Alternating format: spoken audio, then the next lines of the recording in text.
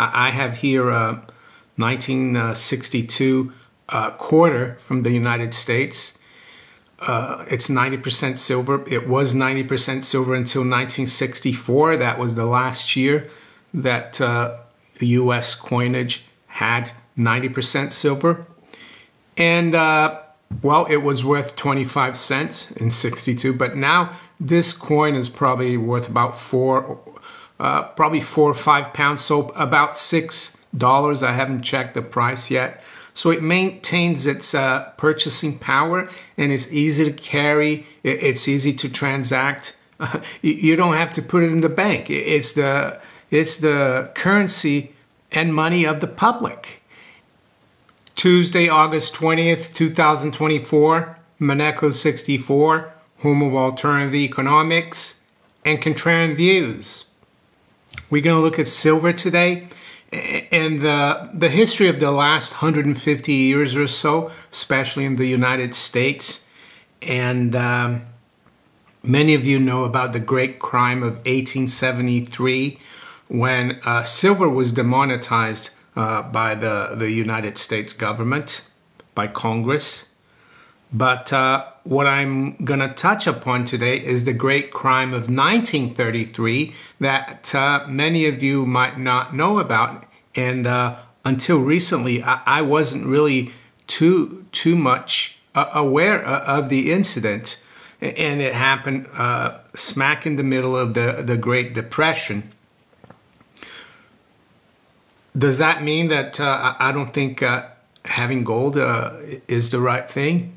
Not at all. I think gold is still a great way to protect yourself against fiat currency debasement. But within the sound money space, within gold and silver, there has been a battle between the establishment, the banking fraternity, and silver, because silver is the money of gentlemen. It's the money of the general public. It's the money that the bankers can't really control as well. And I think that's why there's been such a huge, not just a market manipulative move against silver, but also political move against silver. And reading about Florence, for example, in the Renaissance and in the run-up to the Renaissance, it was the same thing. Silver was the currency and money of the general public, and gold was the money of the elites. Doesn't mean to say again that you shouldn't have some gold either, but I think there's a huge potential for silver in terms of unshackling itself from this suppression that we've had actually for 150 years. And a couple of times, of course, in these last 150 years, plus actually 151, silver has tried to unshackle itself, but the bankers have been very, how can I say, forceful in putting this monetary monster for them back in the box. They did it via the Hunt brothers, what they did to the silver market in 1980, and they did it again via JP Morgan and Bear Stearns, I would say, in 2011. Before we look at this historical crime that many people don't talk about of 1933, just wanted to give a shout out to the Dirty Man Safe. Dirty Man Safe is a great way to keep your valuables safe and hidden. And I think more than ever with what's happening with law and order, not just here in the UK, but all around the world, in the US as well, it's paramount that you keep some of your valuables safe, especially if you're stacking gold and silver or anything else. Am I saying you should put everything in your Dirty Man Safe and bury it somewhere where very few will find it? No, but it's an option. And if you're interested, check out the description of this video, there's a link there for you to get to their website. They will ship to Europe as well. And you get 10% off by using my link. And they'll send you also a small gift if you decide to buy a Dirty Man safe. So back to silver. And I think one of the reasons why the bankers don't like silver is because silver is probably the best form of currency and money for the general public. It has held its value, or it would have held its value even better if they hadn't manipulated, but it's still worth something. I have here a 1962 quarter from the United States. It's 90% silver. It was 90% silver until 1964. That was the last year that the U.S. coinage had 90% silver. And, well, it was worth 25 cents in 62, but now this coin is probably worth about probably 4 or 5 pounds, so about $6. I haven't checked the price yet. So it maintains its purchasing power, and it's easy to carry. It's easy to transact. You don't have to put it in the bank. It's the currency and money of the public, and it was until the mid-60s in the US and late 60s and even early 70s in some European countries. And the bankers don't like that. Why is that? Well, because the bankers want you to use their fiat currency, their deposits, their credit, their digital instruments, their debit and credit cards, because every time you pay with a Visa or a MasterCard, it's not just Visa and MasterCard that get a fee, but also the bank that issues you the card. Just to give you an example, this morning, Rudy and I went for our usual walk just after 7 a.m.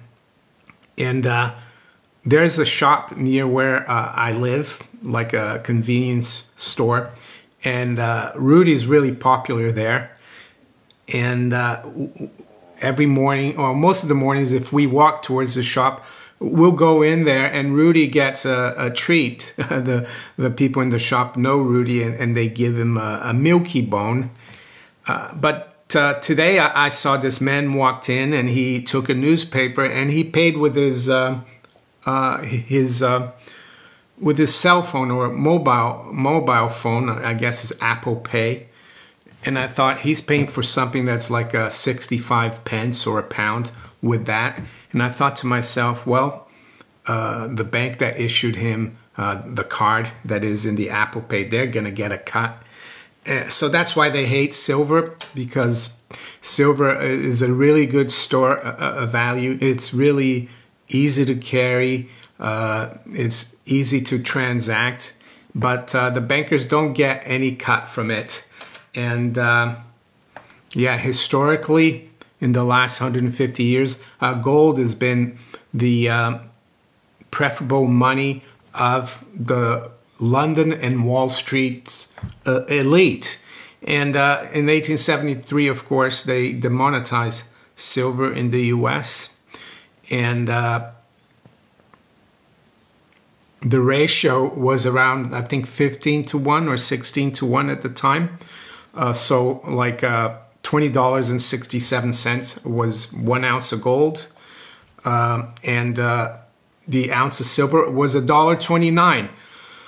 So move forward to 1933, at the depth of the Great Depression, just when FDR had come in to the administration as president in March of '33. And there are some very interesting things going on. There's a lot of talk about devaluing the dollar versus gold. And at the time, the ratio, the gold-silver ratio had gone up massively. It was, I think it got up to like where we're now, around 80.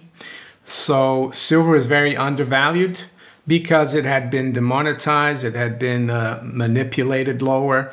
The other thing as well, silver was the standard and basis for a lot of nations like China, Japan, and India. And I don't think the West, they wanted to keep these nations down, of course, so you keep their money down by manipulating it. And you also keep the New York Wall Street elite on top.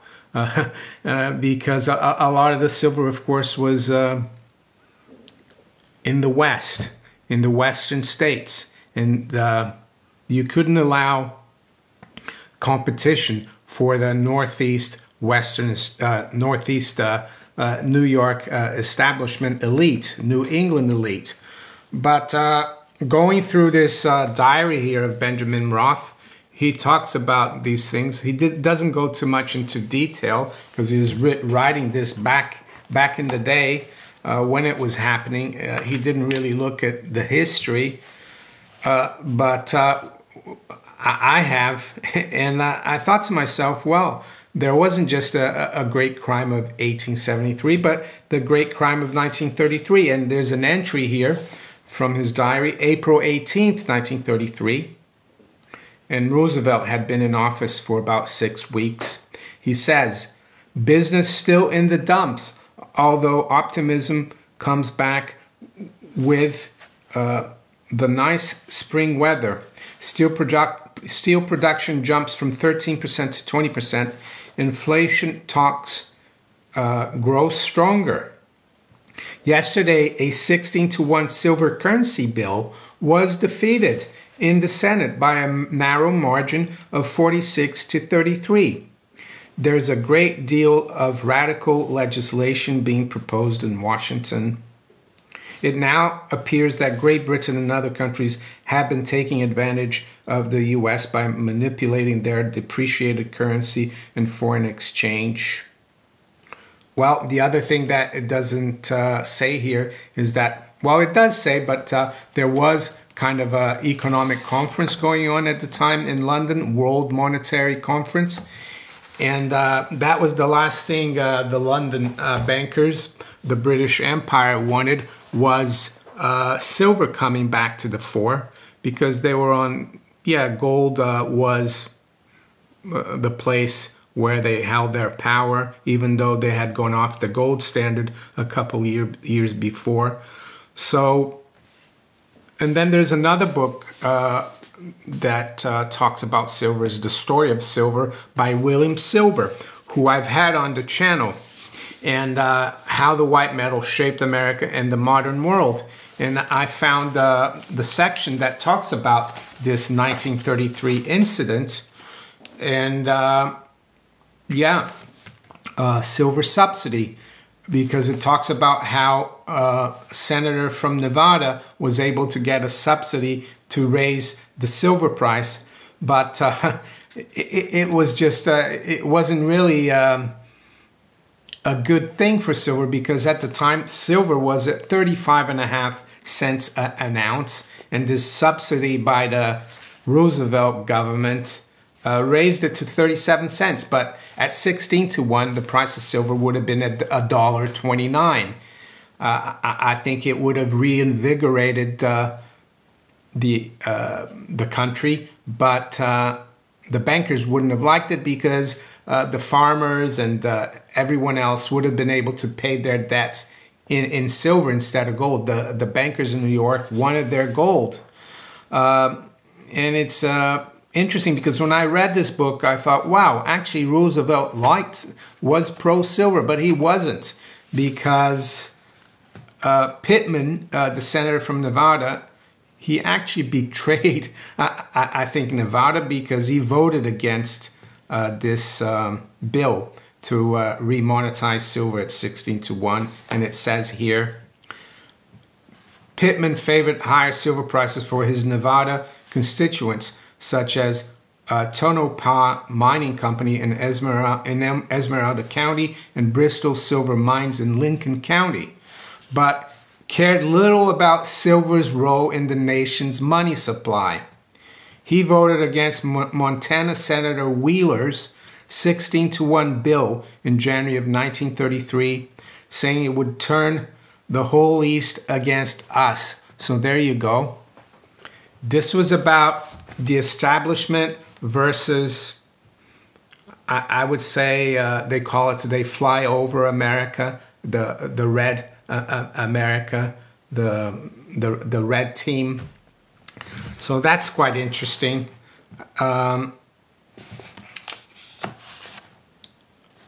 And William Silber, the author, adds, Pittman's victory fell short of Burton Wheeler's goal, and the Montana senator denigrated the London proposals, London was involved, as the most backward step that has been taken by the United States since the demonetization of silver in 1873. So 1933, there's a chance to remonetize silver, and they didn't do it. Well, because most of the senators, FDR, they were in the pockets of the New York and London bankers, and they couldn't see, they didn't want silver to be an equal. And I think it would have been a good thing. It would have improved liquidity. It would have gotten the economy going again. But then the big New York banks, the Federal Reserve, they would have lost control of things. The reason why I've been stacking silver since 2003 is that I believe one day silver will return to its rightful place as a monetary metal. And if it does, we could see silver back to 16-1 or 15-1. And I think the power of the bankers, the international bankers, would be greatly decreased. There's a place for gold as well in this system. It's a bimetallic system. So there you go. I hope you enjoyed that. If you're interested, the book is The Story of Silver by William Silber. And as I said, I've interviewed him on the channel. Silber, of course, is silver in German, which is convenient. And then the other book is The Great Depression, a diary of Benjamin Roth. It's edited by James Ledbetter and Daniel B. Roth. Recommend both of those books. So let's check where the markets are then this morning. It's 8:45 a.m. London time. We've got spot gold actually, which didn't do much yesterday. Yeah, it traded back down below 2,500 briefly, and then it bounced back up. But right now, as I look here, it's actually popped up gold. We just made a new all-time high at 25.14. Right now we're at 25.12, so we're up about $8. Silver is at 29.57. It's up 0.4%. The high is 29.60.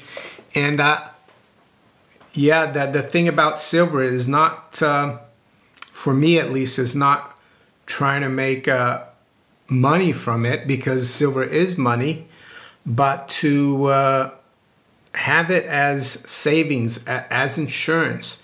And I think